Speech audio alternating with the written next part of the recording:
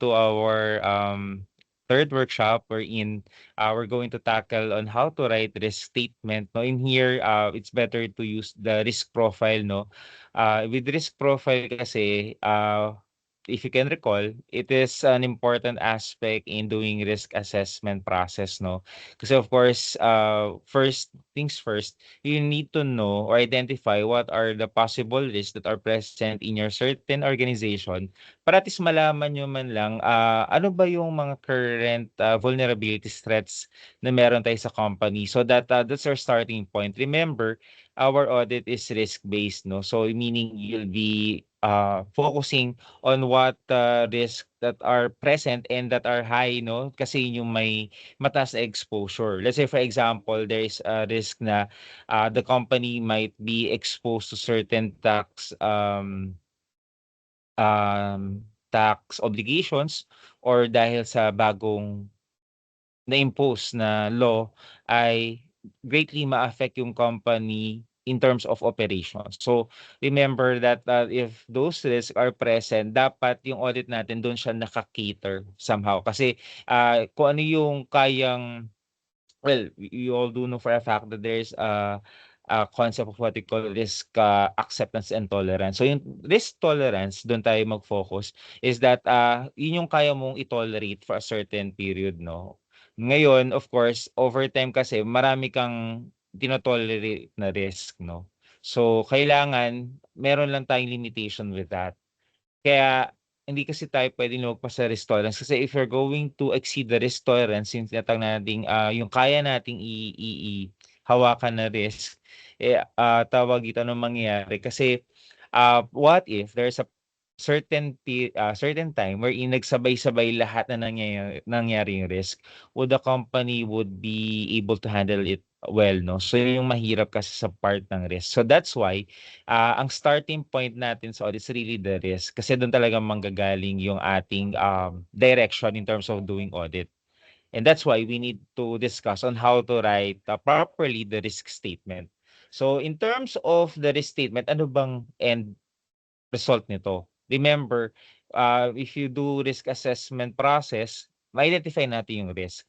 Tapos kung ano yung mga risk na high, we need to know also as well what are the related controls in order to, manage those risk. And kung ano yung resulting na tinatawag nating, ano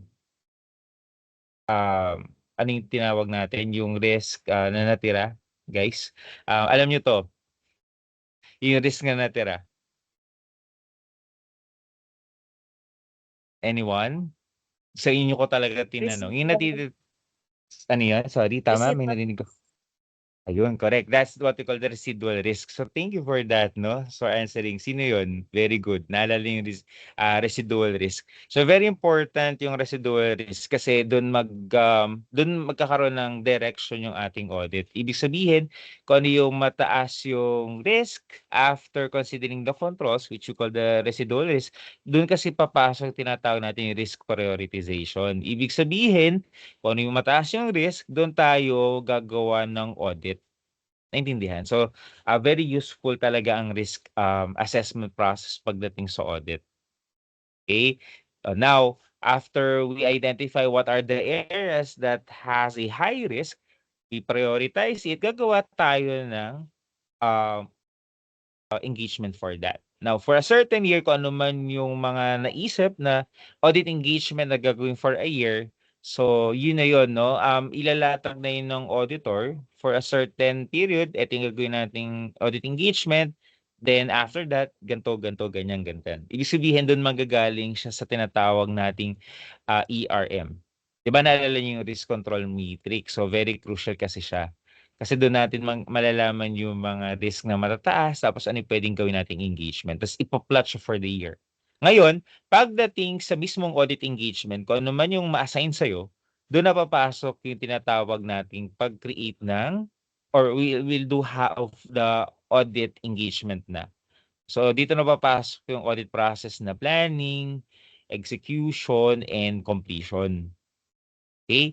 And ano ang kinalaman ni audit objective? Si audit objective naman, kung ano yung audit engagement na gagawin mo, definitely meron niyang kaakibat na objective kung ano man yung kung ano man meron yung company. Let's say for example, there's a strategic objective na we need to earn 10% net profit for the year. So dun dapat naka-drive yung ating or dun naka-pattern yung audit objective natin to make sure that the company not really earning 10% but rather ano ba yung mga kaakibat na risk doon sa objective na yun, and yung audit objective somehow puwede natin siyang i-align doon, 'no? Let's say for example, for compliance audit, meron tayong compliances. Example 'no, tayo ay isang bank and, we need to comply with AMLAC 'no, meaning we need to report, certain, transactions na more than 500,000. I think you're familiar with the AMLA law 'no. So, that's really a regulatory requirement. So, of course, kung iisipin natin what will be the possible risk of that if not complying, we can say na based from the law, no, we can not really earn, but we can incur fines and penalties.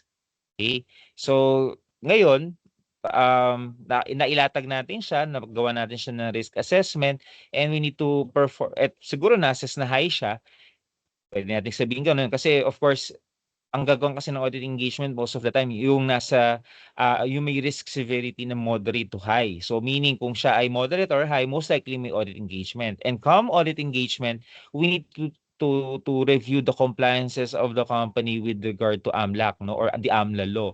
So ngayon nagtingin tayo ng mga transactions, so it's more of really a compliance audit 'no. Ano bang audit objective natin? To assess whether the company complies with the salient provisions of the AMLA law.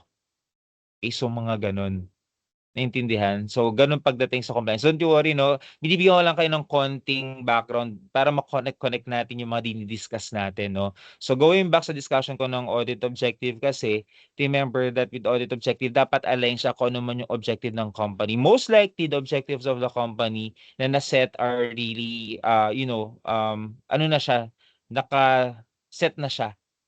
Ibig sabihin before you perform such, risk assessment and even audit engagement, meron na talaga existing, objective ang company. Kumbaga nahati lang into strategic then na broken down into, strategic, operational, and compliance. Okay, so remember may gano'n tayong objectives if you can recall 'no, and do'n dapat naka-anchored or dapat do'n naka-align yung audit objective na ise-set natin. Okay, pero ang sinasabi ko is that not all those objectives will have, relevant or would be relevant to that, to certain audit engagement. Siyempre, remember our audit engagements or our audit programs are driven by the risk assessment process that we've performed. Kung ano man yung moderate to high na risk areas, yun yung gagawin natin ng audit engagement. And come audit engagement, 'di ba kailangan nating gumawa ng audit program. With the audit program kasi, it enlists all of the audit procedures that we're going to perform. And of course, yung audit procedures, bago mag-come up yan, may tinatawag tayong audit objective. Yung audit objective supposedly dapat present yan. At ang audit objective natin, as mentioned a while ago, it should be anchored or should align with the objectives of the company. Kung ano pa man yan, no? Kung operational, compliance, or reporting objectives. No? So, kailangan align na align siya. No, kunwari ang example ko kanina na kung ang compliance objective is that the company needs to strictly adhere with the AMLO law. So most likely ang audit objectives mo dapat anchored doon. Kunwari isang area yung titingnan mo, may audit engagement ka doon, compliance audit ang ginawa mo with regard to compliance with AMLA. Ang sinabi mong audit objective is to check if all the transactions that go beyond 500 are all reported to AMLAC. Okay, so yun, isang audit objective yun. And that aligns also with the compliance objective of the company itself in terms of really adhering with the laws and with the AMLA law. Okay, naintindihan? So yung audit objective mo kasi, pwede mo pa kasi siyang ma-break down into more specific audit objectives kasi as long as it will be congruent with the objectives of the company. Yun yung importante kasi pag nag-write tayo ng audit objective. So hopefully naintindihan ako, no? So that's the gist of this handout, no? Pero of course, kailangan natin i-discuss yung mga important points dito sa handout na to, no? Okay, as you can see, really in terms of risk and audit objectives, these are all crucial, particularly in terms of the effectiveness of audit process. No, kasi remember that if we have a clear audit objective and we're able to communicate the appropriate risk, so most likely yung audit process will be more effective kasi may direction eh. Okay? Kasi coming from risk, kasi remember, risk-based audit tayo, no? If you properly assess, no, the risk, so most likely you know what are the high, moderate to high risk, and that's where your audit engagements will, come in. Kasi doon dapat nakabase yun. Okay? So it really sets the direction as well kung ano yung magiging audit process mo for that particular period. Okay? So with this process na meron tayo with audit, given na risk-based audit siya, it ensures the auditor can focus on key areas of concern, prioritize audit efforts, and provide a clear framework for gathering and assessing evidence. So ito yung sinasabi natin, no? In terms of effectiveness and as well of efficiency, no? Pag sinabi natin kasi effectiveness, we I properly identify the appropriate objectives and achieve it.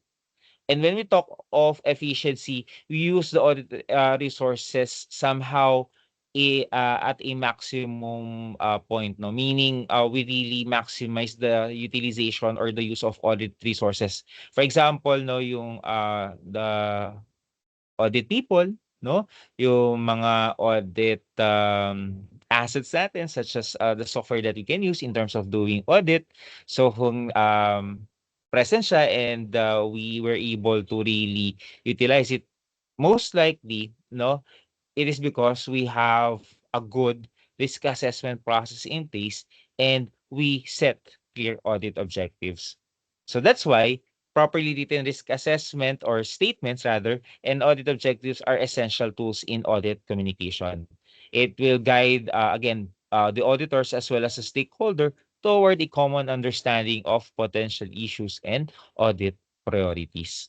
Okay? Now we go with the first part, no, writing risk statement. So, guys, no, yung pagkakagawa kasi ng handout natin, to give you a better guidance on how to write risk statement, we use what we call the risk profile. If you can recall, risk profile, no, ito yung gagamit tayo ng impact, ng likelihood of a certain event na pwedeng mangyari or pwedeng nangyari in the past, no, para we can eventually write a restatement that will not really perfectly, but rather that would somehow reasonably describe the event or conditions that may happen in the company, no? So yeah.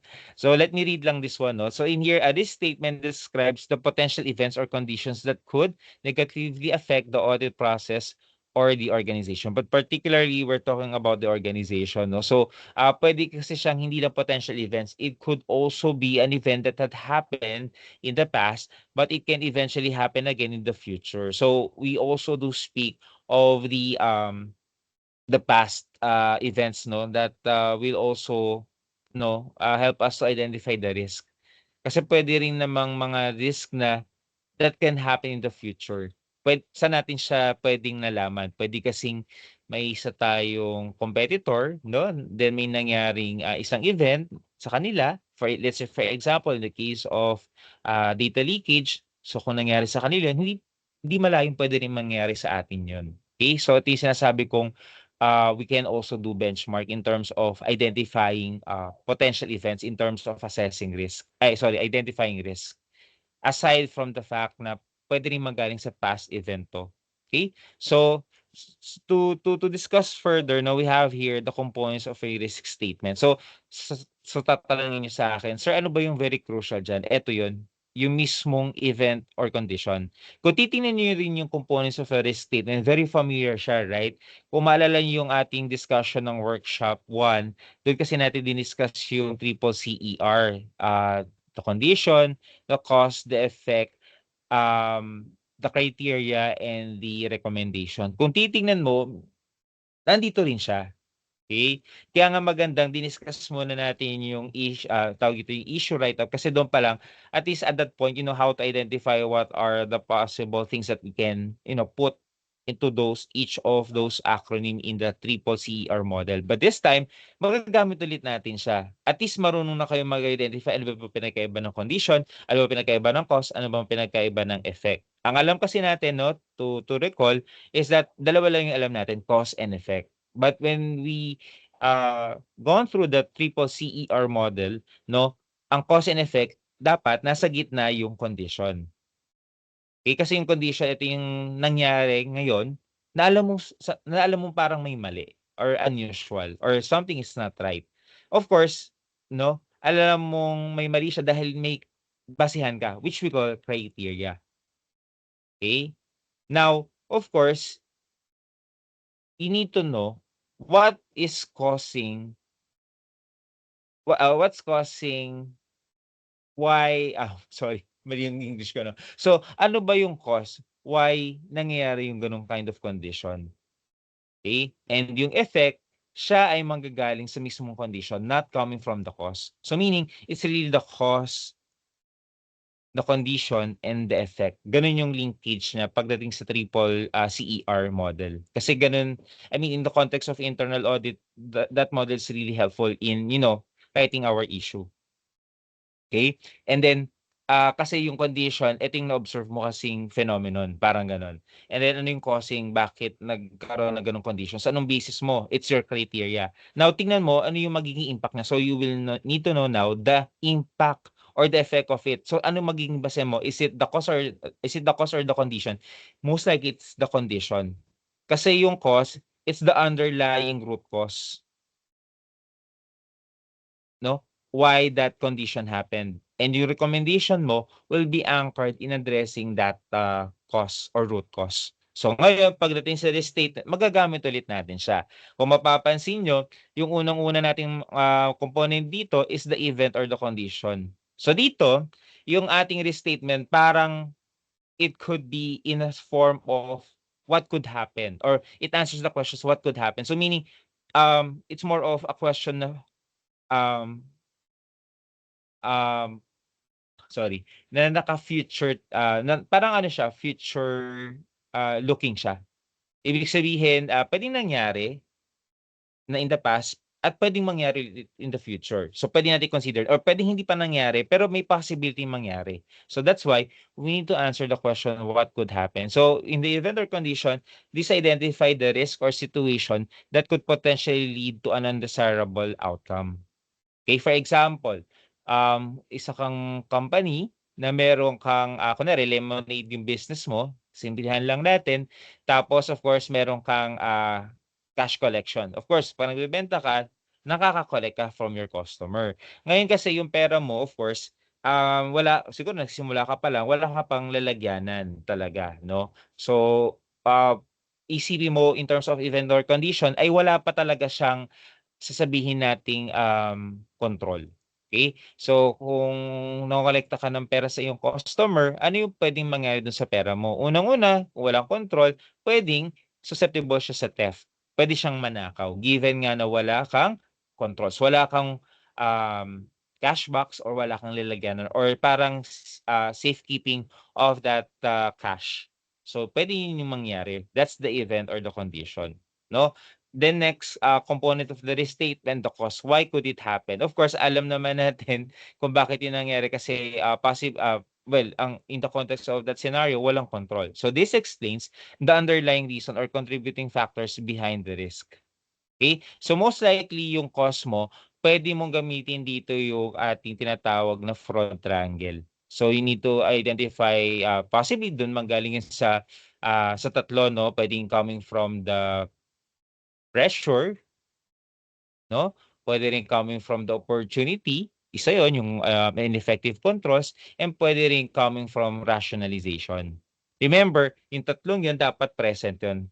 Ah, na, dapat present 'yun para mangyari yung fraud, okey? So, puwedeng 'yun yung maging cause mo. Now, the consequence of it or what we call the or the effect 'no, ito yung, it answers the question, what could be the impact? Of course, alam natin kanina, kung ang pera natin is walang controls, nasa tabi lang siya nilagay, so yun yung condition. Ano yung consequence nun? Puwedeng susceptible siya sa theft. It describes the potential effect of the risk materializing such as financial loss, hindi lang financial loss but as well as reputational damage.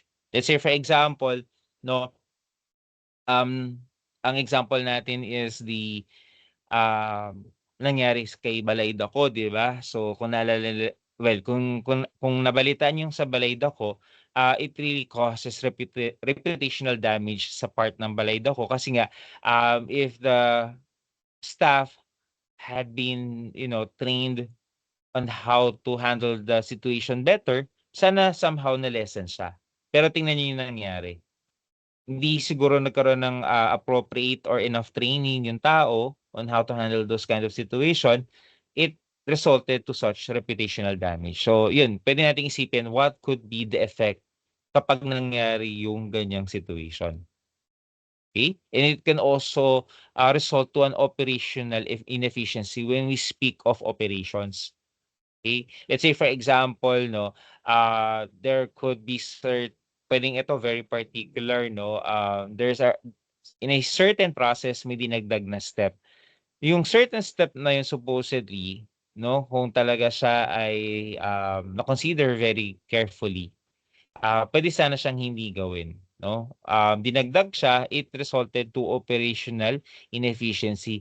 It created, too much, use of resources na not naman crucial to that process. Kaya nagkaroon tuloy ng operational inefficiency. Okay? So makikita nyo, nagamit pa rin natin yung tatlong component coming from the triple CER model. Now, we go with the next three, no? Yung likelihood and impact. Remember, with the risk assessment process that you have underwent 'no, remember, we need to identify its impact and likelihood nung mismong risk na na-identify natin, 'no. So, later may papakita ako sa inyo na parang table on how to properly assess the likelihood and the impact of the risk. Now, punta muna tayo sa likelihood 'no, it answers the question, how likely is it to happen? So, yung likelihood puwede nating i-ano siya, puwede tayong gumamit ng quantitative and qualitative pero for, for discussion purposes, para simple lang, we use qualitative. So we can actually use the low, medium, high rating, no? And when we talk about the likelihood, it estimates the probability of the risk occurring or happening. Ibig sabihin, gano'ng kadalas ba, gaano bang kadalas or ano ba yung possibility na mangyari siya for a certain period of time? Is it um, frequent? Is it rare? So, 'yan, do'n natin masasabi na low, medium, or high siya. Kung lagi siyang nangyayari, high. Kung nangyari siya very rarely or rarely, yun na lang, low siya. Okay? So ito, we speak of the probability of the risk happening or occurring. Now, the next one will be the impact. What is the magnitude of impact? In here, we need to assess the significance of the potential consequences. Ito, hindi na siya yung probability of happening. It's more of ano ba yung magiging magnitude niya or magiging impact niya sa atin. Puwedeng in terms of, financial loss, meaning, um, ilang pesos ba yung pinag-uusapan natin? Is it million? Kasi kung million, let's say for example, for a company na may 100 million, puwedeng 1 million low lang. For a loss of 10 million, puwede natin sabihing high siya. So, we also do use rubrics in the case of assessing the impact. Puwedeng financial loss, puwede naman ding reputational damage. Example, ang impact niya puwedeng maging high, kunwari ang kanyang magiging, puwede siya maging high, yung ating assessment of the impact kung ang reputational damage niya is, really spanning up until social media, tapos ang daming negative comments about the company, so puwedeng high. Ngayon kung kung isolated case lang naman siya and it really not, a big issue sa company and doesn't hurt their reputation, 'no, puwedeng low lang yung magiging impact nito. But then again, guys, no, in terms of assessing the impact, we also do follow rubrics. Maganda kasi may guide tayo on how to say na low, medium, or high yung ating tinitignan na impact. Okay? And isingit ko lang to, no? Of course, if we're going to combine the likelihood and the impact, that's what we call the risk severity. If you can recall, yung risk severity, ito yung pwede nating, pagsasamahin natin yung result ng ating assessment ng likelihood and ng impact of such risk. Okay? So, 'di ba, if you can recall, no, may ina-assign tayong mga scoring. Pwede ang low 1, pwede ang medium ay 2, pwede ang high ay 3. The same goes with the impact, low 1, medium 2, high 3. And when we speak of risk severity, minumultiply lang natin yung mga assigned numbers. Let's say for example, for risk 1, ang kanyang likelihood ay low. So may 1 siyang score doon. For the impact, it is high. So may 3. So 1 times 3, yung risk severity niya 3. Okay, so hopefully nakuha ko doon, no? Now, for risk 2, let's say for example, yung kanyang impact is medium, meaning yung score niya doon ay 2. Yung impact niya naman, high din, so 3. So 2 times 3, it's 6. So now, in terms of risk severity, sino ang severe ang risk? Is it risk 1 or risk 2? So most likely your answer will be risk 2 kasi siya yung may mataas na risk score or what we call the risk severity. Kasi importante malaman yung risk severity in terms of what? Risk prioritization. Kasi kung ano yung mataas yung score or yung risk severity, doon tayo mag-focus ng ating audit or ng ating review. Okay? Now, of course, we need to know also, no, sa risk control matrix, no, yung mitigation, what can be done to manage or reduce the risk. Okay? So this outlines the existing controls or future actions to address or minimize the risk. So kung merong controls in place, so we need to identify such, no? So ilatag natin, ano ba yung mga controls na meron present sa company that would address risk 1? Ano ba yung mga controls na in place that would address risk 2? Ngayon, kung may mga controls in place, no, we need to consider now the what we call residual risk or yung tinatawag nating mga natirang risk. Kasi given na nga may mitigation na ginawa, tama yung sagot niyo kanina, no? Kasi from that, no, let's say for example, no, pwede kasing bigyan din natin ng scoring yung risk mitigation. Depende sa effectiveness of the controls or the presence of such control.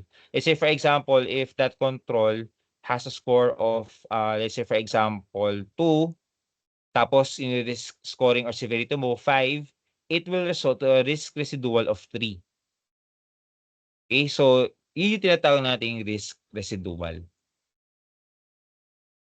Okay? So, depende guys, no? May company na ang audit engagements nila will really come from the residual risk. Kung ano mataas yung residual risk, doon mag-focus ng audit engagement as well. May time naman, pwede rin, depende sa internal audit function ha, pwede rin naman ang basehan nila is the risk severity or the risk score. Doon sila magbabase ng kanilang audit engagement. So ang tanong dyan, sir, paano po namin malalaman kung alin po yung gagamitin namin sa dalawang yan? Okay, so most of the time guys, kapag hindi maganda yung controls, then doon tayo mag-stick sa risk severity na initially na-identify natin. Okay, naintindihan ako. Ngayon kung effective yung controls, of course, papasok diyan yung risk mitigation. So i-consider mo 'yon, tapos bigyan mo ng scoring, tapos kung ano yung risk residual, dun yung magiging basehan mo ngayon ng iyong audit engagements na gagawin for that year. So hopefully medyo naintindihan ako. Kasi for sure naman nadaanan niyo yung RCM or yung risk control matrix. Kasi doon niyo nakikita yung mga risk statement na may likelihood and impact, then risk scoring, severity, then the controls or mitigations, and then the risk residual or residual risk by the way. Ngayon, ang crucial lang kasi diyan, paano namin sir malalaman ano yung gagamitin namin sa dalawa? Is it the risk scoring or risk scoring or the risk severity or the residual risk in terms of driving our audit engagements? It will depend on the case. Kung effective yung controls, residual risk. Kung hindi effective yung controls, ang gagamitin nyo ay yung risk severity. Okay? So hopefully medyo nagkaroon ng clarity sa aspect na yon. Okay. So ngayon guys, In terms of risk statement, very crucial kasi yung kailangan magsulat ng magandang risk statement, particularly in number 1. Ito lang naman kasi talaga yung ano, yung very crucial. Kasi remember, with the event or condition, most likely magiging tama yung risk statement nyo dito sa number 1 kung tama yung na-identify yung cause and what will be the consequences together with its likelihood and impact. Okay? So, yung proforma ng restatement, eto rin yan, yung 1 to 6. Okay? So, minention lang natin to in a way na ano ba yung parang summary of our discussion so far in terms of discussing the components of a risk statement. So, very crucial dyan ng number 1. Kasi it will be driven on how you describe your risk, its likelihood, and its impact. Okay? Now, ito yung sinasabi ko 'no, yung sa next nating page, we'll be discussing, the rubrics that we can use, 'no? Para sa simplicity nating discussion, we can use the low, medium, and high for the impact that and as well with the likelihood low, medium, and high. So guys, it will depend on the company 'no, kasi puwede namang, dito kasi kung in the terms of Likert skill, 3 lang siya. Pero ang sinasabi ng mga practitioners, maganda kung more than 3. The best practice would be 4. So dito sinulat ko muna for simplicity of discussion 3 lang.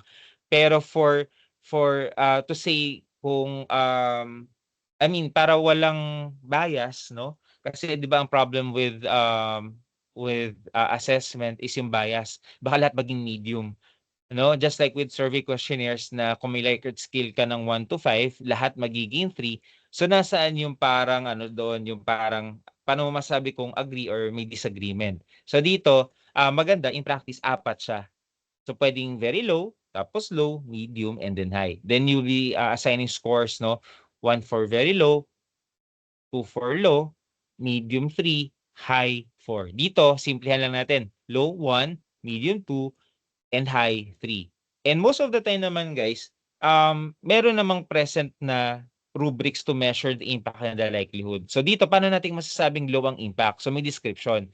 If we can say that the impact is low if it has a limited consequences and risk would have negligible impact on financial, operation, and reputation. Dito naman sa medium, kung mapapansin nyo, kanina sa low, limited consequences lang. Noticeable na pagdating sa medium. Ngayon pagdating sa high, significant na siya. So paano natin masasabi na noticeable yung consequences sa medium? If it could affect certain financial metrics or disrupt operations temporarily. Ngayon paano natin masasabing high? If it also yung sinasabi nating significant consequences, if it will result to major financial losses, long-term operational impacts, or severe reputational damage. So may times guys, may mga example na pwede tayong i-mention diyan. No, for limited consequences kung ang naging reputation ay if the certain consequences would span for week lang naman, 1 week pwedeng low. Ngayon kung medium, pwedeng month. Ngayon kung for the whole year, naging issue yun ng company, pwedeng high. No? Pwede nating bigyan ng certain indicators yan kung paano nating masasabing limited yung consequences, noticeable yung consequences, or significant yung consequences.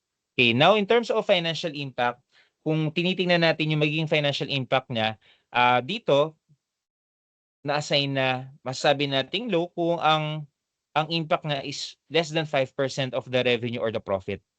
For medium, if its financial impact would be 5 to 10% of the revenue or profit. And for high, pwedeng greater than 10% of the revenue or profit. Let's say for example, the loss of customers, no? Kung it will result to 5% loss of revenue, low. If it will result to 10% of the revenue for the year, high yung impact. Ngayon guys, yung example natin dito sa table is just an example. Bawat company, iba-iba pa yan on how would they say na low yung impact na yan in terms of financial impact at paano siya magiging high in terms of financial impact. Iba-iba yan. Pwede pa nga minsan 10% yung low, pwedeng 10 to 30% yung medium, pwedeng more than 40% yung high. Iba-iba talaga. The same goes with the description. Ito, for discussion purposes, binigyan ko lang kayo ng possible example lang that would well na pwede rin yung ma-encounter in the future if you're going to perform risk assessment. Now, in terms of operational impact, no, in terms of operations, no, low yung impact if it will result to minimal disruptions and easily recoverable siya. Ibig sabihin, kunwari nawalan lang ng kunwari in terms of, problem sa product failure 'no, nagkaroon ng disruption lang ng mga, um kunwari 1 hour or 2 hours siguro low lang naman yun, 'no? Puwede rin namang nawalan lang ng kuryente, 'no? Puwede natin tinitingnan yung aspect na yun in terms of risk assessment. Nawalan lang ng kuryente ng 1 minute puwedeng low, 'no? Puwedeng gano'n siya, nagkaroon ng minimal disruption. Now, with medium impact, temporary operational inefficiency. Kunwari nagkaroon ng, labor issue, 'no? Nagkaroon ng pag-aalsa, nawalan ng nawalan ng employee for a certain period, kunwari 1 week, 'no? That will result to operational inefficiency kasi kailangan mong maghanap ng, temporary replacement of those people. So, ang impact niyan puwedeng medium. So ngayon, pagdating naman sa high, major operational disruption or failure. For example, for such labor disputes, kunwari nawala ng, nagkaroon ng union, no? Nag-alsa yung mga tao, walang gustong pumasok na mga tao dahil possible hindi may nangyaring possible effects sa labor practices, no? Nag-resign yung mga tao, tapos hindi maganda yung naging reputation ng company, walang gustong pumasok. So, for a certain period of time, it really resulted to major disruption, no? Kasi walang puwedeng mag-manufacture ng product for a manufacturing setup. So, talagang high impact nun. Or puwede din namang loss of electricity for, long periods. Let's say for example, 1 month, 2 months. So, high yung impact nun. So, maganda kung may mga example tayo na puwedeng i-mention for how to say na low, medium, and high din yung operational impact niya. Now, in terms of reputational naman, ayan, masasabi nating low yung magiging impact niya kung minimal to no reputational damage. Kunwari, nagkaroon lang in terms of advertisement, 'no, nagkaroon lang ng minor problem, 'no? Nagkaroon ng misspelled word lang, nagkaroon ng jumbled, nagkaroon tuloy ng, tawag mo dun, ng dispositioning of letters, 'no? So, yung damage kunwari, hindi na-check ng maigi yung mga advertising campaign materials, 'no, ng isang company, nagkaroon ng misspelled word sa word na promo, naging, pro-om, 'no? Siguro, I mean, in terms of reputational impact, low lang 'yan. Kasi, yes, siguro pag-uusapan siya pero very minor lang naman siya. That would not hurt the reputation or the integrity of the company. Now, pagdating naman sa medium impact, sabi dito, negative media coverage or customer impact that is manageable. So, possible nagkaroon ng complaint yung isang customer na um, for a certain company, let's say for example, a canning company na nagpo-produce ng sardines, nagkaroon ng complaint yung customer na may rat. So that is a negative media coverage, no? Pwede nating sabihin medium yung impact niya. Pero pwedeng i-manage yung mismong complaint na yun. Of course, pwedeng nating sabihin is that we can reach out to the customer and give the necessary konsuelo. Okay? Para at least magkaroon ng control over that hurt sa reputation ng company. Now, paano natin masasabi high yung impact niya if it will result to significant reputational harm or possible legal or regulatory consequences. Ngayon, kung pumasok ang regulator, so ang impact niyan high na kasi it could result to what? Tawag ito, fine and penalties and even imprisonment. So hindi magiging maganda impression ng public with that company. Kasi nagkaroon na ng reputational harm and involved pa yung regulator. So high ng impact nun. Okay? So hopefully naintindihan nyo on yung pag-assess natin ng impact. Now, pagdating sa likelihood, yung how frequent it can occur, ayan. So mas simple lang to, no? We can also use low, medium, and high. Ngayon, in terms of low, it is unlikely to occur. Yung probability less than 20%. And the criteria in here, the risk is not expected to occur in the foreseeable future under normal conditions. So pwede kasing isolated case lang naman siya. Hindi talaga siya nangyari. Rarely lang naman nangyayari. Kaya less than 20%. Now, pwede natin sabihin medium siya if the likelihood of that event happening or occurring is possible. In here, the risk could possibly materialize if controls are not consistently applied or if conditions change. So, ano yung probability niya? 20 to 50%. So, in criteria, there's a reasonable chance the risk could occur based on current operations and environment. Given kasi pwede sa nature ng company mo na if you are excreting waste, no, pwede kasing likelihood niya medium talaga. Hindi na natin maiwasan na possibly magkaroon ng excretion of waste given the operations of that company. Okay? Now, paano natin masasabi na likelihood ay high kapag if it is likely to occur? So, pwedeng frequent na nangyayari siya. So, the risk is highly probable and could happen in the near future if the control fails. So, in here, the probability of happening, if the probability of the condition or the event is greater than 50%, then high yung kanya magiging impact. In the criteria, in here, the risk is expected to occur due to existing weakness or external factors requiring urgent attention.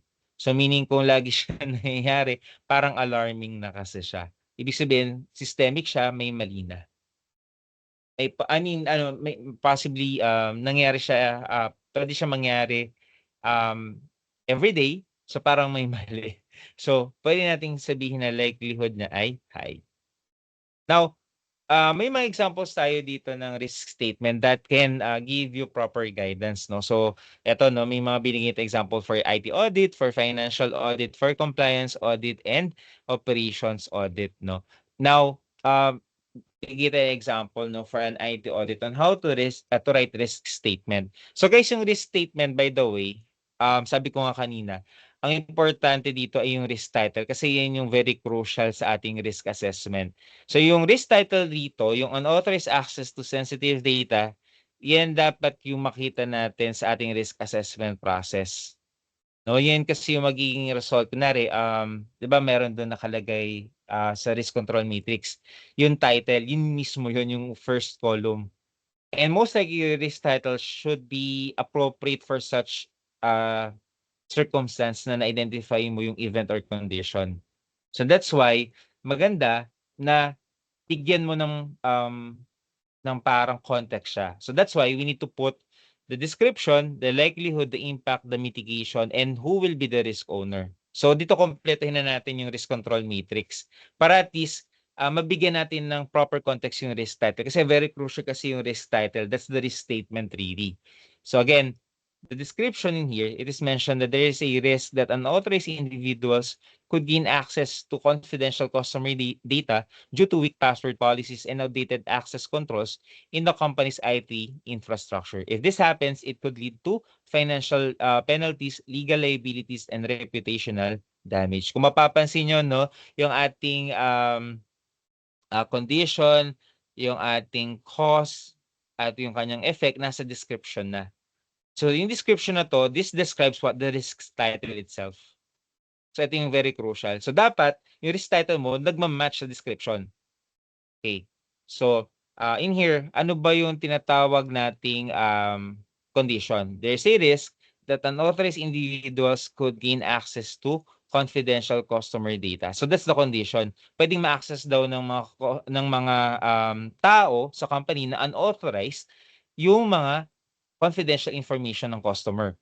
And yung kanyang cause or yung kanyang root cause is may weak password policies and outdated access controls. Pwedeng example niyan na makita ng auditor na kahit sino pwedeng magkaroon ng access sa mismong customer data.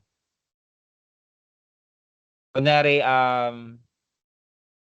pwedeng walang access control, so pwedeng basta na lang pumasok, or kung may access controls man, hindi siya functioning.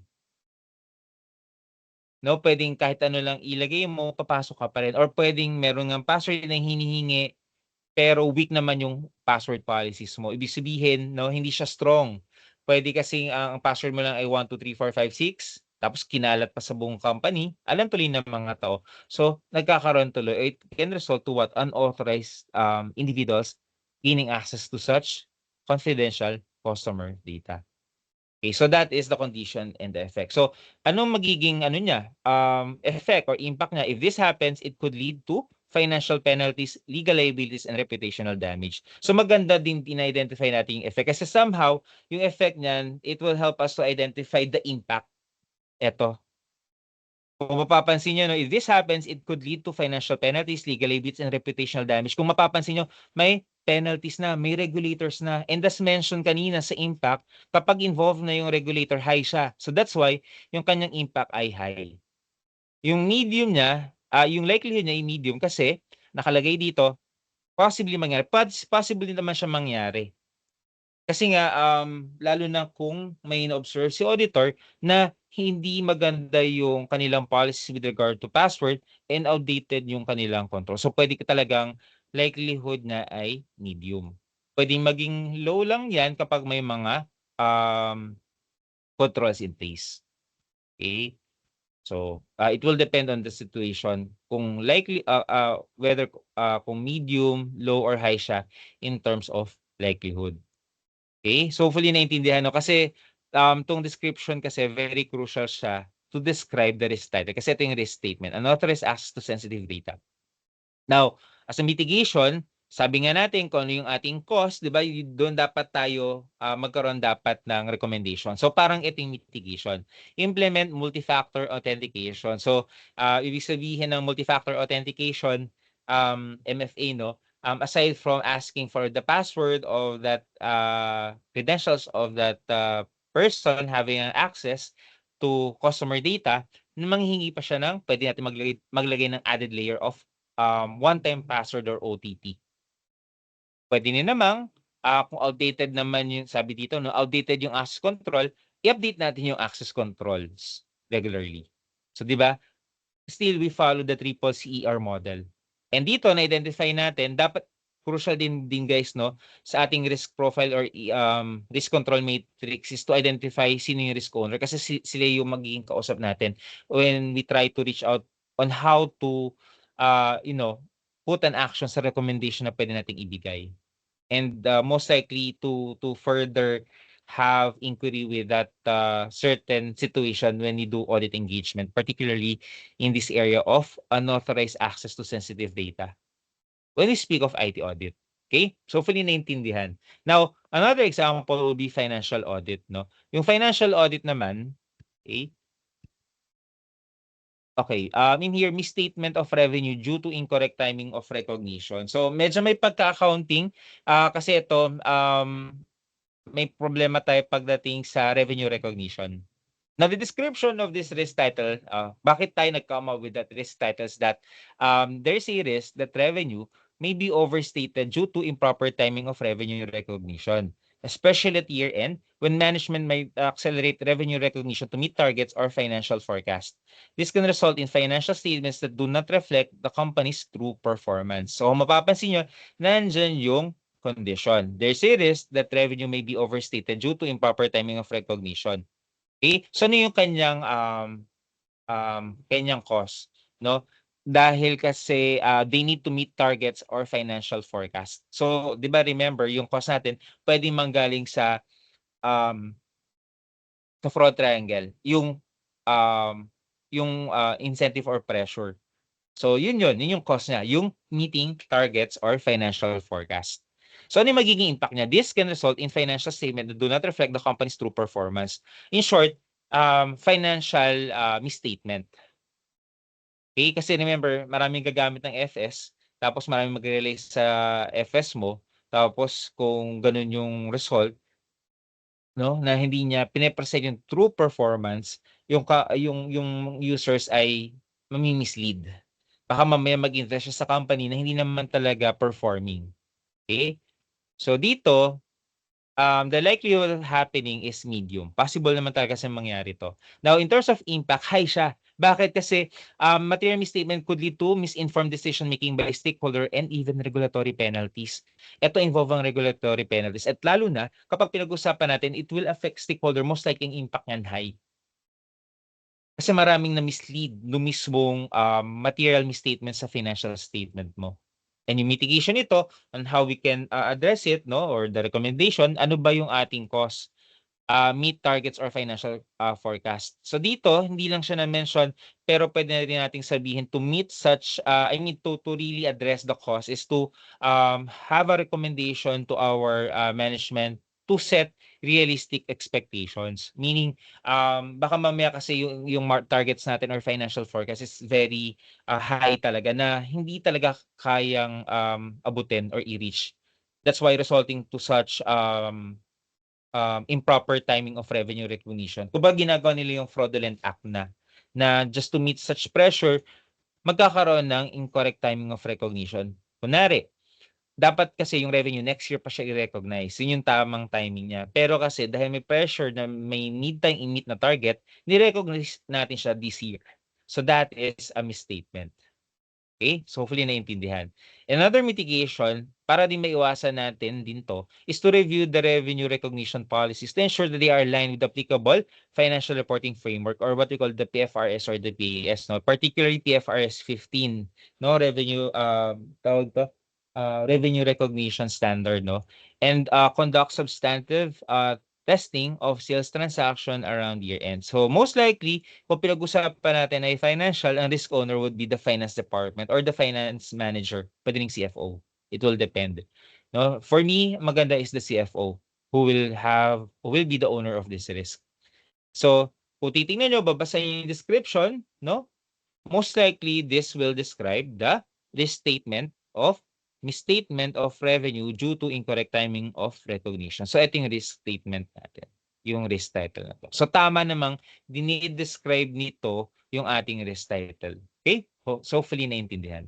Now, another example would be compliance audit. Ito, compliance naman, no? So, the risk title is non-compliance with environmental regulation. So, yung description naman ito, in here, the organization may face regulatory penalties due to non-compliance with local environmental laws and regulations governing waste disposal and pollution control. So dito, pwede kasing may basehan kasi tayo regulations na kaya nga compliance audit, no? So the condition is non-compliance. So given yun, no, compliance, ang possible risk is non-compliance. Ngayon, yung cause niya would be yun in itself non-compliance, no?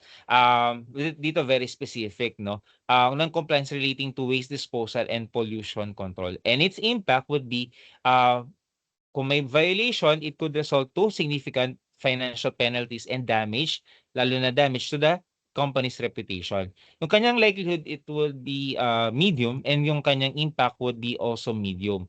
So ito kasi, medium siya, possibly, kasi may, ang kanyang assessment is that there's a non-compliance which could result to legal actions, fines, and operational disruption. So most likely, kaya lang siya naging medium, tawag dito, maring maliit pa yung fines and yung kanyang disruption in terms of operations pwedeng medium lang din. Okay? So it will depend on the case. Kung ang kanyang magiging legal actions, fines, and operational disruptions would be far-reaching, pwedeng high naman. Okay? And what will be the mitigation? Of course, in order to avoid this kind of non-compliance, there's a mitigation that we can set in here. There should be a regular internal audits of environmental compliance with a focus on adherence to waste management protocols and pollution control measures. Training programs as well for employees to stay updated on regulatory requirements. So yun lang naman talaga yung magiging mitigation mo kasi usually ang laging nilusod dyan, hindi po kasi kami aware sa laws and regulations. So, paano yung pwede nating maging action plan to be updated with the regulatory requirements. So, ang maganda kasi diyan talaga, ang mga company dapat nag-attend ng mga conferences to make sure lang na they are updated with what are the current laws and regulation. Yun lang naman talaga yun. So, most likely, the risk owner of this who will be the risk owner of this situation would be the compliance officer. Okay? So hopefully medyo naintindihan natin siya. Now, with operations audit, operations audit naman, the risk title would be inefficient inventory management leading to stock shortages. So ito, nagkaroon ng problem sa for sure ordering. Okay, so the description is that there's a risk that the company's current inventory management system may be inefficient, leading to stock shortages especially for high demand products. This could result in lost sales opportunities, customer dissatisfaction, and reduced revenue. So, sounds familiar, 'di ba? We have a certain situation na or setup or case na ginawan din ng ganito. Pero this time, it's more of inventory management. Okay, possible kasi if you can recall with your cost accounting, um, nagkaroon ng ano ng problem in terms of identifying yung lead time to order. Hindi siya siguro reasonable enough. Let's say for example, ang lead time na na-set initially 5 days. Pero kasi may problem yung supplier. Kasi meron talaga silang lag time. So, hindi yun na-consider, nagkaroon tuloy ng late delivery of supplies, which led to stock shortages. Of course, kung nagma-manufacture na ng product at kulang yung raw material, paano nga naman tayo makapag-manufacture? Kaya nagkaroon tuloy tayo ng stock shortages. Okay? That could result to lost sales opportunity. Ito yung magiging impact niya ngayon. Now, in terms of likelihood, high yan. No? It will depend on the case. So, by the way, guys, yung explanation why it resulted to such assessment, nandito naman sa baba. Basahin nyo na lang, no? At least somehow nagigets nyo naman yung ating flow of discussion, how to write risk statement. Now, in terms of, now sa impact medium siya. If the issue persists, it could result or it could harm the company's reputation and lead to a significant loss of customer. No? Medium siya for now, then may explanation sa ba. Pwede rin siyang high. For me, pwedeng high din to. Depende on how you would really, give rational or explanation to such assessment. Most of the time kasi guys, pag nag-assess tayo ng likelihood and impact, may explanation yan. Okay? So dito, medium lang siya for this kind of reason. Now, for the mitigation, in order to address possible event na pwedeng mangyayari in the future, implement an automated inventory management system, conduct regulatory stock counts, and align inventory levels with demand forecasting. So, very important din na malaman natin yung demand. No, para at least maalam natin ano yung optimal level wherein doon tayo pwede mag-place ng order doon sa ating supplier. So that's what we call EOQ or ano yung mga ba EOQ? Economic Order Quantity. Tama ba? So yun yung optimal level wherein dapat tayo mag-place ng order para at least maiwasan lang natin yung stock outs or stock shortages. So the owner of the risk will be the operations manager. So yan. So given this scenario, the description, the impact, and the mitigation, eto yung risk title. Tama rin naman yung kanyang risk title na inefficient inventory management leading to stock shortages. So in here, as a matter of practice, no, most of the time, yung risk statement or risk title, usually cause and effect yan. Kung mapapansin nyo, no, paano siya na-write, no? Inefficient inventory management leading to stock shortages. Ano yung cause dyan? Inefficient inventory management. Ano yung effect? Leading to stock shortages. So, dapat guys, ang pagkakasunod din ng risk statement natin, negative yung tone. Negative siya, tingnan nyo, inefficient inventory management. That is a negative statement which led to such effect or impact. Okay, the same goes dun sa mga nauna nating discussion, non-compliance with regulatory regulations. So dito, pwede natin dugtungan, ito negative tone. Non-compliance with inventory regulations which may lead to possible fines and sanctions or penalties. Pwedeng ganon. Okay? Ito na naman, risk title, misstatement of revenue due to incorrect timing of recognition. So dito, effect and cost. So dito, mapapansin nyo ano yung cost, incorrect timing of recognition resulting to such what effect, misstatement of revenue, cost and effect. Okay? So wala naman, di naman ako very strict in terms of tawag dito of such writing the risk title. Pero ito yung common practice, cause and effect. Negative cause and what will be its effect. Pwede na namang unahin mo yung effect, then cause. Okay, wala namang problema kung yung unahin mo kung cause or effect. Basta present lang yung cause and effect. So most likely yung cause mo in a negative tone. Now, in terms of IT audit, unauthorized access to sensitive data, no, unauthorized access to sensitive data is the cost. The effect of it is will be resulting to resulting to violations of Data Privacy Act. So, puwedeng gano'n. Okay? So, guys, hindi ko lang naisulat dito yung, effect nung dalawa, pero magandang ilagay na natin. Meron siyang dapat cause and effect. Okay? Gano'n dapat yung pagkakasulat natin ng risk title. Okay? So hopefully you understand now how to write risk statement. So medyo marami lang akong diniscuss kasi para maintindihan nyo how to appropriately write the risk statements. Okay? Now, pagdating naman sa writing audit objectives, so ito mas kaya to guys, mas mabilis naman to. No? Kasi related din naman to sa risk statement. So in here, after we've performed the risk assessment, we have already written the risk statement and identify natin yung mga audit engagements na nagawa natin. We now go to performing or doing the audit engagement. So from planning, execution, and completion. Now, ang very crucial dyan is the writing audit objectives, lalo na sa part ng planning. So very critical siya kasi it gives us somehow a guide or what we call the roadmap for the audit process. Kasi somehow, pag alam mo yung audit objective mo, most likely, doon na susunod yung step na gagawa ka ng mga audit procedure. Kasi yung audit procedure mo, yun dapat yung gawin mo in order to achieve those audit objectives. And again, as mentioned earlier, your audit objective should align with the objectives of the company. Okay? Naintindihan? So, kunwari, compliance with the laws and regulations. So, ano dapat yung audit objective mo? To check transactions if it complies with the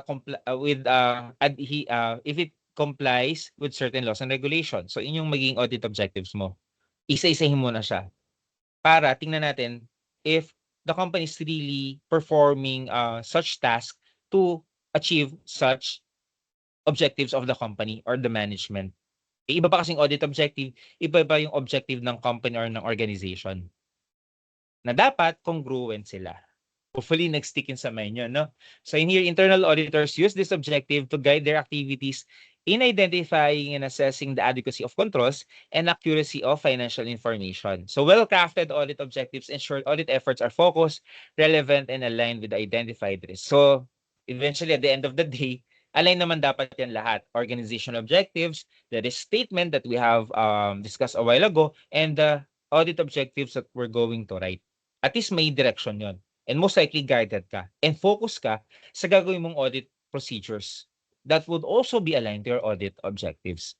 Now, the components of internal audit objectives are this, no? So, kung mapapansin nyo, ano rin naman siya, related din naman siya sa mga sa ating dinidiscuss in the past, no? So, in here, we have the first component, the audit area, then the audit objective statement. Ang crucial dito yung number 2, audit objective statement, no? Number 3, the associated risk. So, sa na-identify nating mga risk kanina, associate natin siya sa audit objective. Now, after identifying the associated risk, we need to craft or to write our audit procedure. So ito ang mga specific actions or steps na kailangan nating gawin to achieve the audit objective.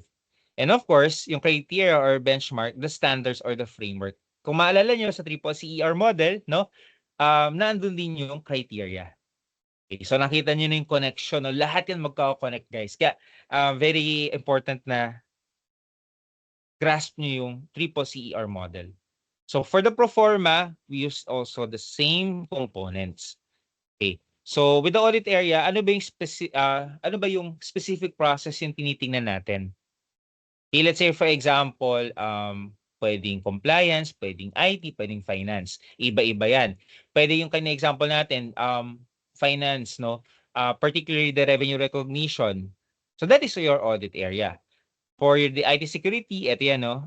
Access control. So that is your audit area. Now, the audit objective, we describe the goal of the audit. Okay.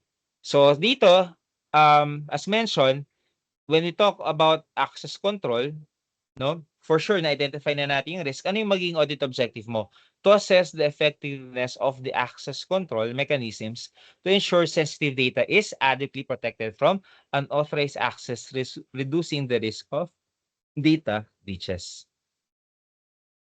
Okay, so kung mapapansin niyo 'no, ang ating, audit objective is really aligned with the audit area, assessing the effectiveness of access control. So most likely, ang magiging audit objective natin nag-start na the word, to determine, to assess, to review. Tignan mo na lang kung ano yung gagawin mong, ah, um, tawag dito, ano yung dapat mong gawin in that area.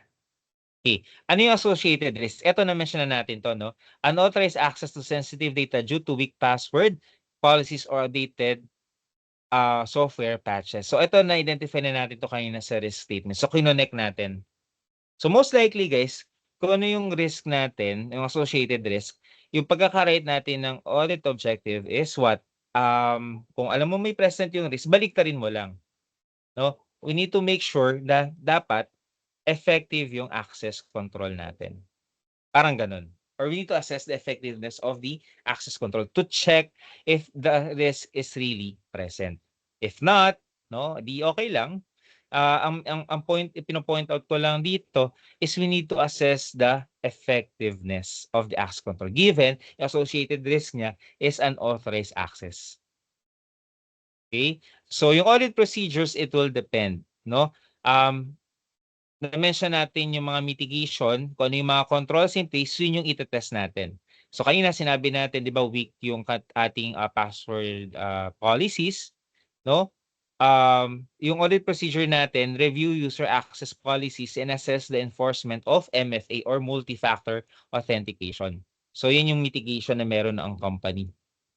So yun yung gagawin nating audit procedure. Next, we need also to test the access control procedures to verify the appropriateness of user permission. So tignan natin base sa role ng tao kung tama ba na um, na-verify yung appropriateness ng binigay sa kanyang access.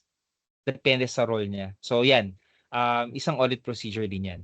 We need also to inspect system logs to identify any unauthorized access attempts. So given na may controls, tingnan natin baka mamaya may mga attempts to have an access to that confidential customer information.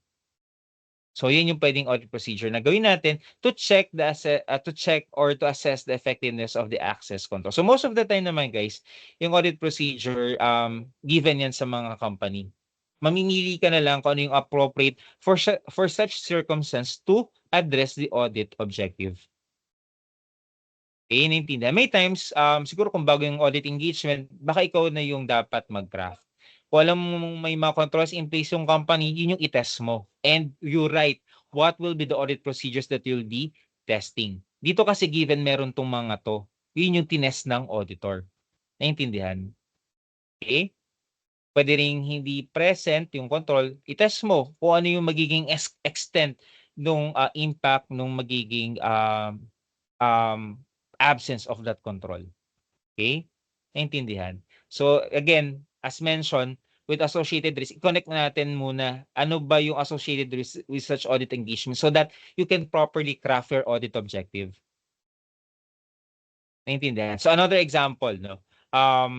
Okay. By the way, of course, yung ikalima nating component, the criteria, the benchmark. In this case, nasa ODSIS for sure na pag-usapan niyo yung mga pag-uusapan niyo for sure yung mga standards sa IT governance, no? So tatlo 'yan, meron tang ITIL, meron tang ISO or IEC 27001 which speaks for the risk management, and meron din tayong tawag dito, um, ayaw ko 'to, COBIT, ayun. Control objectives for related information and technology, no? So 'yun, no? Objectives, okay? So 'yan, ito yung benchmark niya. Okay? Remember, dapat may criteria tayo para maging basehan natin of our finding as well. Kung may makita tayo based from the results of our performance of audit procedure. Kasi kung dito pa lang 'no sa pag-set natin ng pag-rate natin ng audit objectives, kung alam natin yung criteria benchmark, sa pagsulat natin ng issue or finding madali na. Kasi given na-identify mo na siya during the the planning phase of the audit in writing the audit objective as well as identifying the audit procedures. Okay? Naintindihan? Now, sa second scenario natin, financial audit, yung audit area is the revenue recognition. Remember, yun yung pinag-usapan natin kanina, no? Yung misstatement due to improper revenue recognition, which is actually the audit area, revenue recognition. Now, the associated risk with this, sabi natin, misstatement of revenue due to incorrect timing of recognition or deliberate manipulation to manipulate or to meet financial targets. So, ito yung associated risk natin. A with revenue recognition. Kasi misstatement na possible mangyari dahil may hindi tayong i-meet na financial target yung mismong company. And yung audit objective na pwede nating isulat dito is to assess the accuracy and completeness. Remember, this is misstatement. So pag misstatement is hindi accurate or hindi complete yung information, so baliktarin natin. We need to assess now or to review or to determine the accuracy and completeness of revenue recognition to ensure compliance with applicable financial reporting standards and detect any potential misstatement as well. Kasi possibly present na yan particularly at year-end. So most likely yung criteria or benchmark natin will be, ito, sinabi ko kanina, PFRS or IFRS 15 for revenue recognition. Huwag kayong mag-alala guys, no? Hindi naman kailangan maging CPA kayo dito. Pwede kayo kahit, internal auditor or CIA, no? Kasi pwede talagang gumawa ang internal auditor ng financial audit. Pero very detailed na. Kasi with external audit kasi may tinitingnang materiality. With financial audit kasi, pagdating sa internal audit, yung materiality, pwedeng present siya pero most likely kahit mga maliit na transactions pwedeng tingnan ni internal auditor. So ano yung audit objective natin in terms of misstatement of revenue? Assess again the accuracy and completeness of revenue recognition to ensure compliance with the IFRS or PFRS and detect any potential misstatement. Given this audit objective, pwede natin makraft yung audit procedure. Review revenue recognition policies and test a sample of transactions near the year. And yan yun, magte-test na tayo.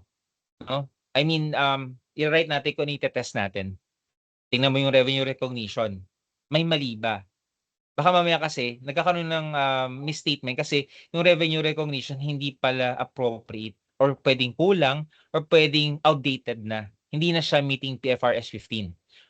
Then, tingnan din natin yung sample ng transactions kung may mga nangyari improper revenue recognition. Tingnan natin kung nangyari transactions after the year and nire-record ba during the year. Kasi kung ganun, doon pa lang makikita na natin. So that's why we need also to perform cut-off testing to verify that revenue is recorded in the correct accounting period. So in relation to the first audit procedure, connected din siya dito. And of course, ito, pwede tayong mag-trace ng sale transaction to supporting documentation such as invoices and shipping records. So it's more of really vouching, meaning from the original, from the final document to the original document, we trace, we vouch. Tingnan natin kung tama bang, kunwari, ni-record siya during the year. Pero tinignan mo yung yung sales invoice dated siya next year. So parang may mali. Dapat ni-record siya nitong year na to. Hindi siya next year. Pwedeng ganon. Pwedeng kabaliktaran. Or pwede namang ang sales invoice mo ay dated next year, pero ni-record mo this year. So may mali doon. So dapat yung recording mo ng revenue pang next year naman. So may mali no in terms of recording.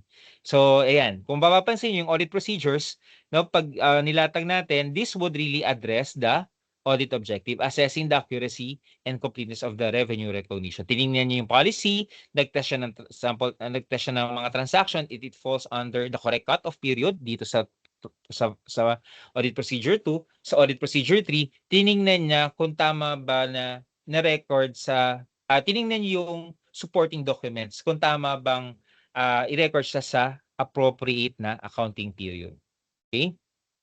So yan yung mga audit procedure. Again, with compliance audit, ang audit area natin is the environmental compliance. To give context to those who will read your of course audit working papers kasi doon natin siya susulat. And their audit objective is to evaluate whether the organization complies with environmental laws and regulation governing waste disposal and pollution control to mitigate the risk of penalties or legal action. So yan yung magiging audit objective statement mo. Now, in order to achieve those audit objective statement, we need to lay down all the audit procedures on how we we are going to achieve the audit objective statement. Okay? So dito, by the way guys, good thing, most likely with the compliance audit, madali lang siyang gawin kasi meron tayong reference of the regulation. In this case, our criteria benchmark will be what? Environmental Protection Act or EPA. So this is applicable environment. These are the possible applicable environmental laws and regulatory requirements. Okay? So, in order to again achieve the audit objectives, you need to review the organization's environmental policies and compliance program. Most likely may compliance program 'yan, no? Na in order to achieve the um compliances or compliance objectives of the company. Ngayon, of course, in order to achieve that, no,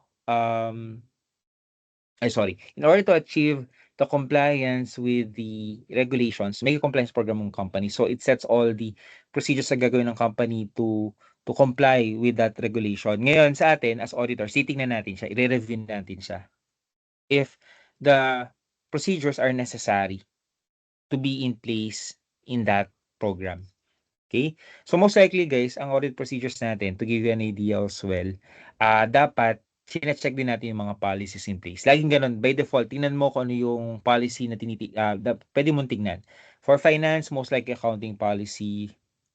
For HR policy. For compliance audit or compliances, pwedeng compliance policies, or pwede in this case, very particular, environmental policies. So, lagi tinitingnan natin yung mga policies in place. Okay? Then, doon tayo mapupunta sa mga, may mga documentation. Ibig sabihin, from that policy, ano ba yung mga documents na pwede nating tignan with reference to that policy. So in this case, ayan, inspect documentations related to waste management and pollution control efforts. So most likely, baka meron silang parang monitoring of such waste management. Kunwari, in this case, sila, manufacturer of automobile. So kung tutuusin mo, dapat talaga nagko-comply sila with the environmental laws kasi for sure nag-emit ng waste 'yan. So particularly pollution. So dapat may monitoring on how to uh, measure such waste. So titingnan mo yung document na yun. Tingnan mo kung nagko-comply. Ano ba yung titingnan mong metrics? So check mo yung policy. Mga ganun. Okay? Next, also one of the audit procedure is to interview relevant staff to assess understanding adherence to environmental law. So possible kasi may policy tayo or may policy yung company. Tapos kasi baka mamaya yung mismo mga tao hindi aware of that policy. So we need to interview the staff to check their adherence to such environmental. So pwedeng maganda yung ating policies in place, yung ating compliance programs, pero kung hindi naman nag-adhere yung tao, parang hindi magiging effective din yung controls natin. So pwede nating gawin as an audit procedure yon. Okay? Naintindihan. So eto, itong mga audit procedure na na-create, if gawa natin yan, it will help us to achieve the audit objective of evaluating whether the company complies with the environmental laws and regulation. So hopefully, medyo naintindihan natin yung part na yan. Now, the last one will be the operations audit. Ngayon, kanina pa nag-uusapan kasi natin, di ba, inventory shortage. So that audit area will pertain to inventory management. And what will be the audit objective? Our audit objective is to assess the effectiveness of internal controls related to inventory management to reduce the risk of overstocking, of stock shortages, and improve operational efficiency. So most likely, na-write yung audit objective na yan kasi meron tayong na-associate na risk of what? Inefficient inventory management resulting in stock shortages,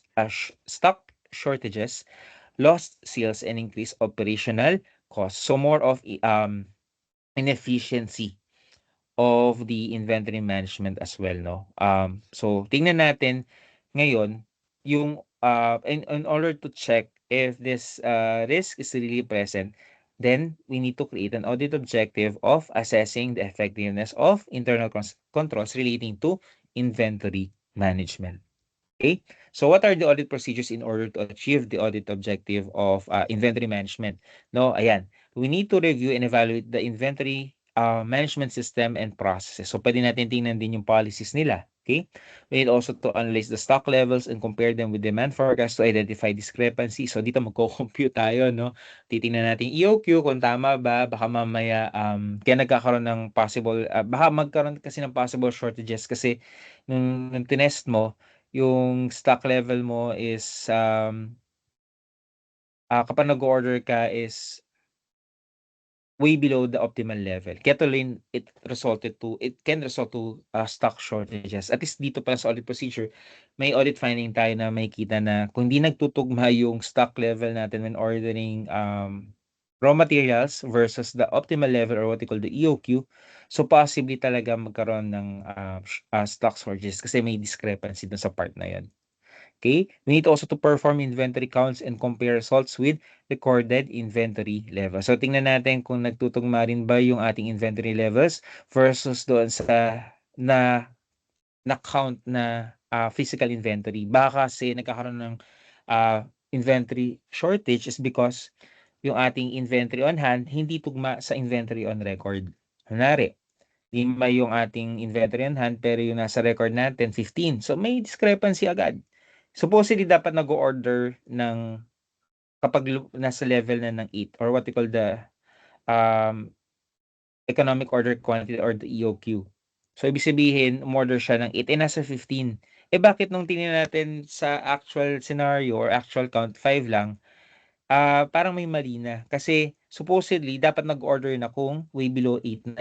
Nasa 15 yung record natin. Ayun yung magiging basehan kasi natin ng pag-order. So doon pa lang, may discrepancy. That's also a possible concern or area of concern that will result to stock shortages. So these are the possible audit procedures. So of course, the criteria benchmark, usually pag operations audit, industry best practices yan madalas.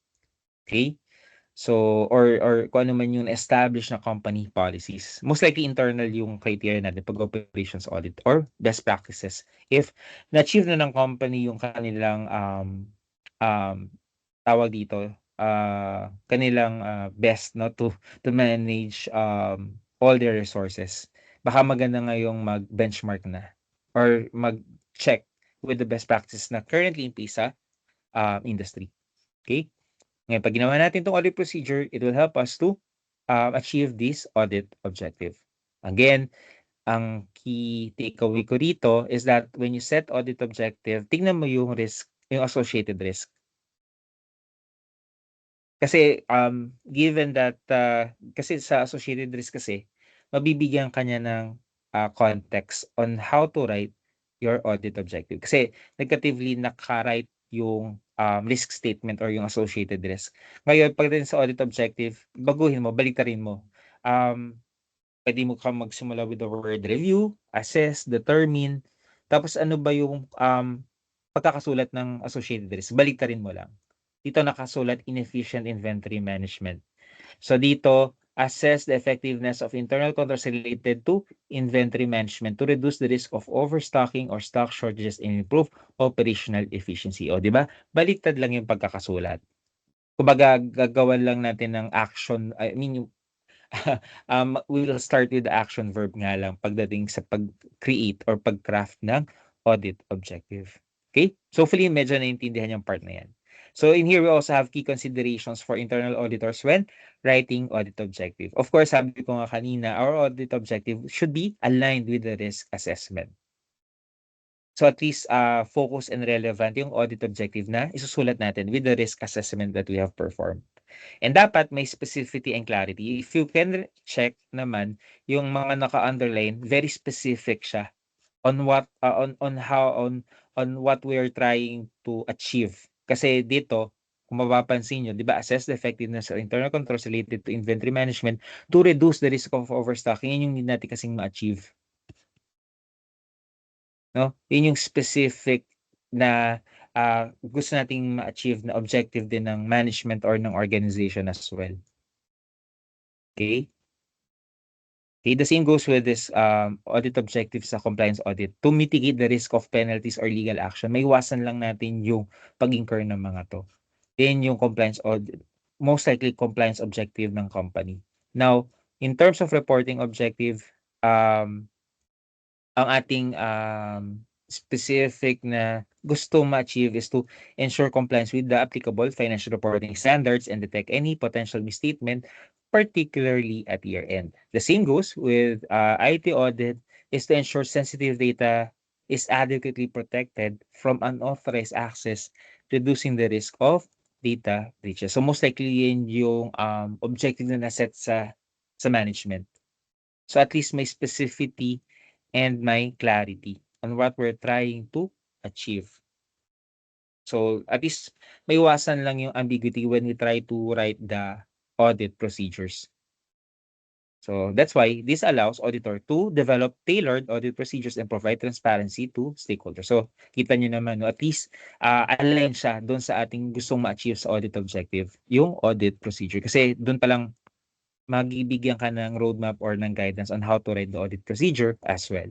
And that as much as possible, sana may measurability. So in here, objectives should be designed so that their achievement can be assessed based on specific criteria or benchmark. So that's why it's very important to mention the basis of such um, writing of audit objective. May criteria or benchmark tayo.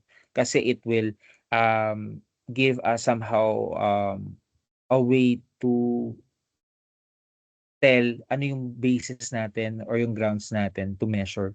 So this ensures that the auditor findings can be evaluated in relation to accepted standards and even regulations. Okay? So guys, that ends our discussion no, for writing the writing a risk statement no, and writing audit objectives. Hopefully, medyo na-appreciate ng konti. Kasi importante ito kasi when you try to perform risk assessment as well, lalo na yung RCM, at pagdating nyo sa pag-write ng audit procedure at audit objective, kasi isusulat nyo sa working paper. Yung working paper na yan, yan yung magiging support nyo sa internal audit report nyo, which we'll be discussing by next week. How to write now the internal audit report. Okay, so medyo, kita nyo, connected naman talaga lahat. Okay, so now, to appreciate this discussion, so with workshop 3, eto yung magiging case study nyo. So you'll be working an IT audit case. Okay, na kailangan nyong mag-create ng risk statement, no, following ko na na-discuss natin dito. Ito to, ito yung gagawin nyo, no, yung performer for risk statement. Kailangan yung gawin yan for that case. And yung task number 2 is to what? Create or write the audit objectives aimed at evaluating the effectiveness of the what we're trying to look for in this case. Okay, so given naman guys, ayan, ginawan ko ng rubric for the impact and the likelihood. So kasi ito very crucial to in writing your risk statement as well in assessing the impact and the likelihood. Okay? Para properly ma-rate nyo yung description and yung risk statement and risk title, which will eventually be helpful in crafting as well your audit objectives. Kasi remember, need yung associated risk in writing such audit objective. Okay? So yan. So guys, ganito yung mangyayari, no? I'll be giving you nagbigay ko na sa inyo to.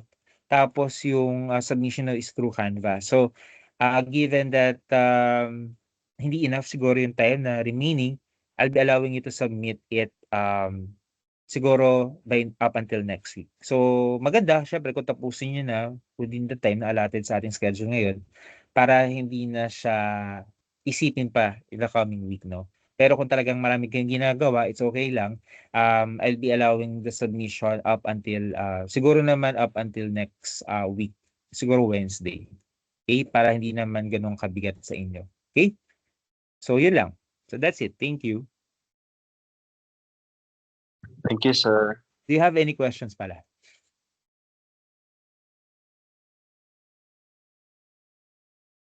Wala? Guys, medyo magiging ano lang to ha, magiging challenging lang sa part nyo kasi I think first time yung gagawa nito. Pero at least after you write the necessary deliverable, ma-appreciate nyo din yung pag-write nyo ng risk statement lalo na sa part ng ERM at yung pag-write nyo ng audit objective kasi yun yung starting point kasi nyo to perform such audit engagement, yung audit objective. Kasi pag maganda yung pagkakakraft ng audit objective, tuloy-tuloy yung audit procedure and then performance of tests.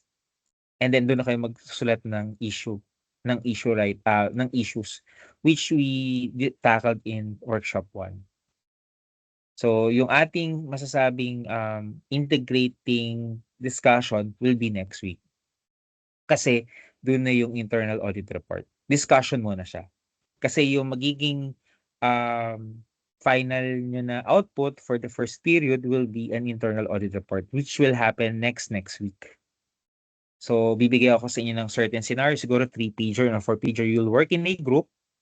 Tapos doon nyo gagawin yung restatement, no, yung audit objective, yung issue write-up, and the internal audit report. Okay? So medyo mahaba lang siya pero at least you will work in a group. So it's a collaboration among team na dapat makraft nyo lahat yun hanggang dulo. Internal audit report. Huwag kayong mag-alala. Siguro dalawang 2 to 3 findings lang siya. Tapos dapat maganda yung for sure hindi ko bibigay sa inyo as is ko ano yung issue. Hahanapin nyo siya. Tapos i-write nyo siya through a restatement, an audit procedure, audit objective, then again, the issue write-up, and then yung issue write-up kasi yun na yung internal audit report. Ang magiging ano nyo kasi diyan, ang magiging challenge sa inyo is to write an executive summary. Meaning, kasi for sure magbabasa ng audit report nyo, hindi mag-spend ng time, babasahin yung mahaba yung report. Magbabasa lang siya dun sa executive summary. Yung parang parang abstract lang yung research. Para at least maintindihan ko ano yung content ng mismong audit report niya. At least, yung inyong magiging internal audit report, yung mga supporting issue writings nyo, yun, parang babasahin yun ng mismong leader kapag kailangan niyang maintindihan pa ng mas malaliman yung issue. Kung aabot sa ganung aspeto. At least kung umabot sa ganung aspeto, prepare din kayo. Nandun na rin yung mismong issue write-up nyo.